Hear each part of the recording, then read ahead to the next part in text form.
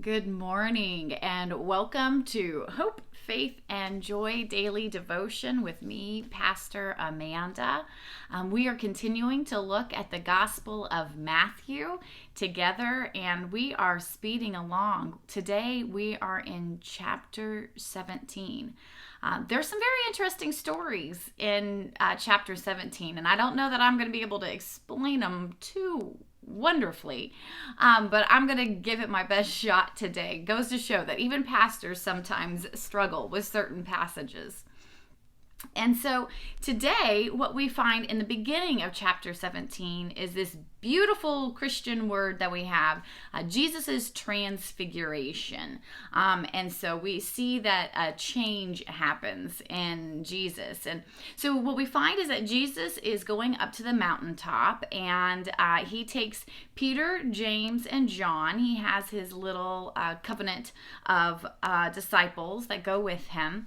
And when he's up there, all of a sudden he is transfigured and his face is shining. The disciples see that Moses and Elijah are talking with them. And what happens is then the clouds open up and we have this wonderful moment. And in verse 5 is where I'll begin. While he was still speaking, suddenly a bright cloud overshadowed them, and from the cloud a voice said, "This is my son, the beloved. With him I am well pleased. Listen to him." And when the disciples heard this, they fell to the ground and were overcome. And what I love about this is, one, it's supposed to remind us back of Jesus' baptism, where the clouds opened up and we heard the voice, "This is my beloved with whom I'm well pleased." But there's something extra in this one. This time, the voice from heaven says, "Listen to him." And if you remember, for the last couple of chapters, we've been struggling with the disciples not comprehending everything that Jesus is saying. And so there's just this backing. There is just this assurance that keep listening to him. It might not have been making sense, but that doesn't mean you give up on it, but continue to listen to him. So I love that. There's that little bit, like if you feel like you're not quite getting it, it's too much, just like me saying today, this morning, that some of these stories might be beyond me. You keep at it. You keep listening, keep trying, because it will come over time. And then, of course, we have this beautiful point in which Peter has another wonderful idea. Let's just build shelters up here on the mountain. Let's stay in this awesome moment. Let's remember it forever. And Jesus says, no, we need to go down the mountain and we need to take care of business. We still have lots of work to do. So we can't stay in this beautiful moment. We've got to get back to work. And that's definitely everybody's Christian journey. We have some absolutely beautiful moments, but the majority of the time, it's work. It's intentional growing and learning, challenging ourselves, getting out of our comfort places. It's not the mountaintop experiences. They are few and far between.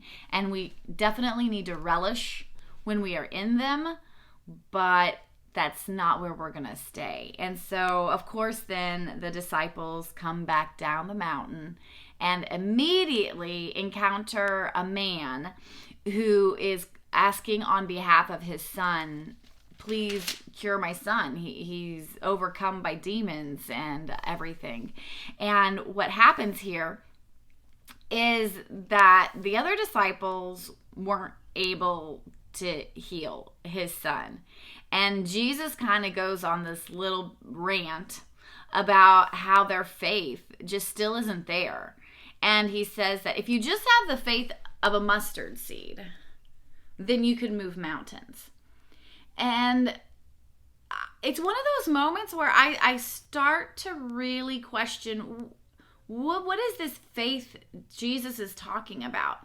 Because in my mind, wouldn't the disciples have faith?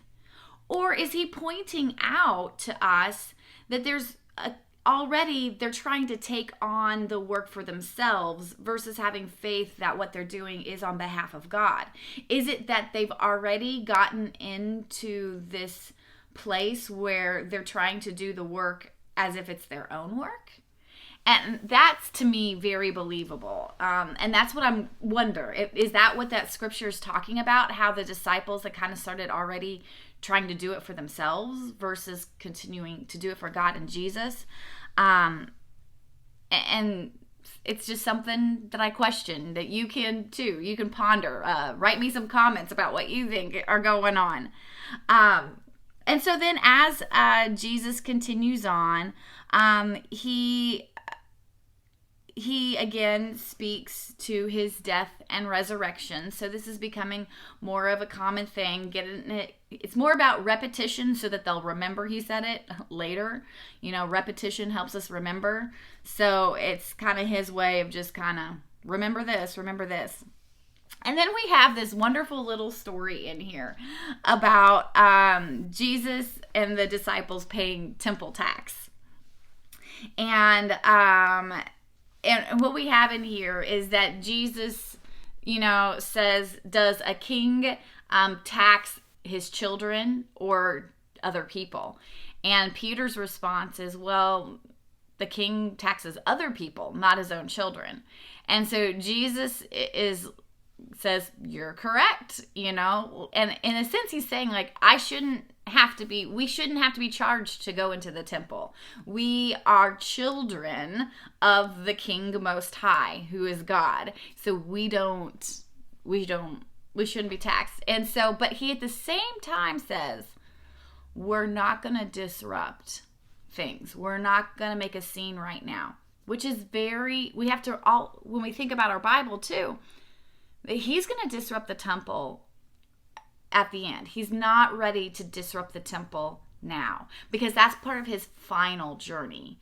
And so we see that he's very careful. Jesus is very careful about what he's doing when he's going to play this out.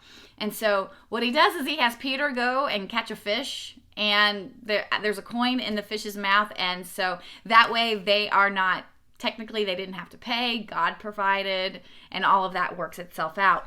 But it's just kind of interesting that Jesus is like, I'm not ready to create a scene here, so just pay the tax. This is not a fight I'm really willing to be in today.